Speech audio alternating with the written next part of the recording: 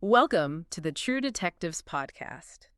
Get ready for another crazy story as we sort of delve into a weird and unexpected investigation, to try and separate fact from mystery. Rate and follow for more true crime and true detective stories.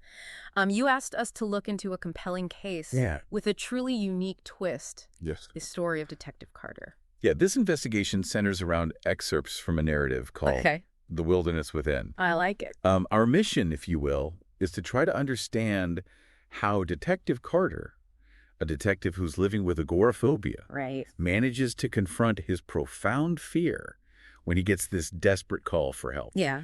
So we're going to be examining what triggers this change in him, Okay. the obstacles he faces, and ultimately the insights he gains along the way. Okay, let's unpack this.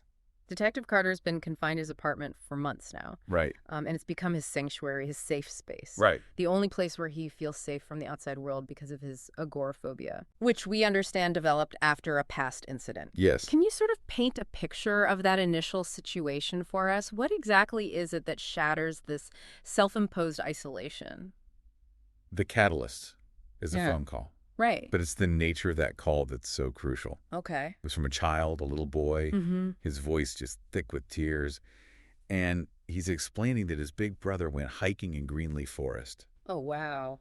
And hasn't come back. Oh. And that raw desperation in the child voice, that plea is what manages to penetrate Carter's carefully constructed walls. Right. And what I find fascinating here is this immediate reaction that Carter has to the mention of Greenleaf Forest. Right. For someone with agoraphobia, which is characterized by that intense fear of open spaces, the outside world, that name itself would likely trigger a significant anxiety response. Yeah. It's the embodiment of what he fears. It's like just saying the name is enough to sort of set him off. Absolutely. Greenleaf Forest becomes this immediate, almost insurmountable obstacle. Yes. Symbolizing everything that he's desperately trying to avoid. Yet despite this profound fear that's kept him housebound for so long, Carter agrees to help. He does. What initial steps can he take while still confined to his apartment? Yeah. What critical piece of information does he manage to uncover by reviewing the case files? So from his apartment, which has become his command center, Carter begins a meticulous study of the case files. Okay. And these include some blurry photographs of this missing teenager and of these really detailed maps of Greenleaf Forest. Right. And it's during this intense visual review that he notices a recurring detail. Oh. A flash of red appearing in multiple photos within this really dense undergrowth. Okay. Now, someone might just dismiss this as just a random element or a piece of equipment or some splash of color in nature. But Carter's a detective. Of course. Yeah. So he recognizes a pattern. Right. He sees this consistent flicker of movement. Oh. And it makes him think that this boy might have been watched or even followed. Okay, so it's not just a missing persons case. Exactly. There might be something more sinister at play here. Absolutely. It really reframes the whole narrative. Huge. It's no longer just a lost hiker. Yeah. It's like there's something else going on. There's someone lurking in the shadows. So this realization that another person might be involved seems to jolt something within Carter. Yeah. How does his perspective begin to shift? What concrete action does he take to actually confront his fears and venture outside? This suspicion acts like a jolt to his system. Yeah. It's like an electric shock. Yeah. And it reawakens what's called his old instincts. Right. Like think of his procedural memory kicking in these skills and these analytical processes he's honed over years and years of detective work. Right. And they've been lying dormant underneath the surface of his anxiety. Yeah. But now they're coming back under this duress. Okay. He realizes that the danger might not just be the open spaces of Greenleaf Forest, but that it could be a human threat. Wow. And so this shift in perspective prompts a physical reaction. Okay. He reaches for this backpack that's been gathering dust in his closet. Right. And it's not just about grabbing a piece of equipment. Right. It's symbolic. Absolutely. Yeah. It represents him reaching back to that former identity. Wow. The competent detective he once was. Yeah. And it's a tangible commitment to step outside of his self-imposed prison. That first step out of his apartment must have been monumental. Oh, yeah. Can you describe his experience once he's actually in the forest? What details does he observe that lead him to the missing boy? Entering the forest is an intense sensory assault. Yeah.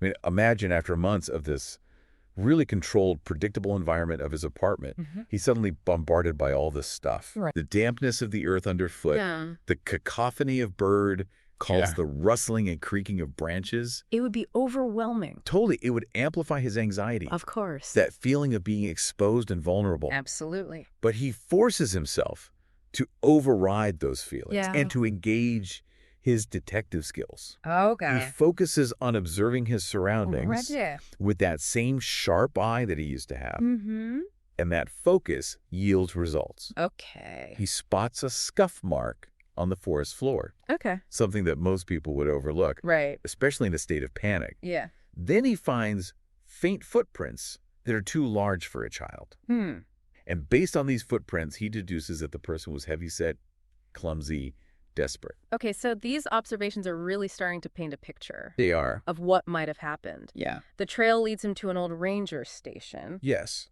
And this location seems really significant when we think about Carter's agoraphobia. Why would this particular environment be relevant to him, and what does he find inside? So the ranger station is described as dilapidated and overgrown. Okay. And it's a much more confined space than the forest. Yeah. Ironically, this smaller environment would probably be closer to Carter's comfort zone. Right. You know, almost like his apartment. Yeah. But he knows that there's a child's life at stake. And that pushes him beyond that instinct to retreat. Okay. Inside, he finds the boy bound and gagged, thankfully alive but in distress. Right. And there's a bulky figure nearby who isn't unconscious. Oh, wow. And he reacts with a groan and these chilling words, "You took your time." That sends shivers down my spine. No. That's creepy. Yeah. So this bulky figure is identified as Brian Jacobs. What do we learn about his background? Okay, so Brian Jacobs is a parolee. Okay. With a history of violent abductions. Wow. And reports had actually placed him in the Greenleaf Forest area. Oh. Just weeks before the boy disappeared. Gosh. But the thing is, Carter recognizes him. Okay. Instantly. So he's not a complete stranger. Exactly. And that's what triggers this internal realization for him. Yeah. He realizes that he should have known about this guy. Right. He should have flagged him as high risk. Right. But the Carter who missed that crucial information was the fearful, isolated version of himself. It makes you think about how fear and isolation can really affect your thinking. Yeah, it can really narrow your focus Wow. and lead you to overlook things. So a confrontation takes place in that confined space. It does. Describe that struggle for us and what makes it so significant. The fight is brutal. Yeah. And it happens in this really tight space. Right. Jacobs is fueled by desperation. Of course. He's cornered. Yeah. But Carter is driven by this terror. Right. That's more powerful than his own fear. Okay. It's this primal need to save the boy. And it's happening in this claustrophobic environment. Yeah. Which would normally trigger his agoraphobia. Yeah.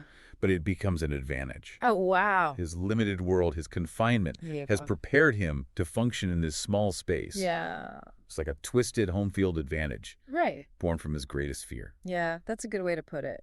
It's like his agoraphobia, Yeah. which is a prison of the mind, Yeah. inadvertently made him into a creature of confined spaces. Yeah, so it's almost like his weakness became a strength in this moment. Absolutely. So the boy is safe, Jacobs is apprehended, the immediate crisis is over. Right. How does Carter's perception of the outside world and even his apartment begin to change after this? As he's talking to the boy's relieved mother, Yeah. Carter experiences this huge shift. Okay.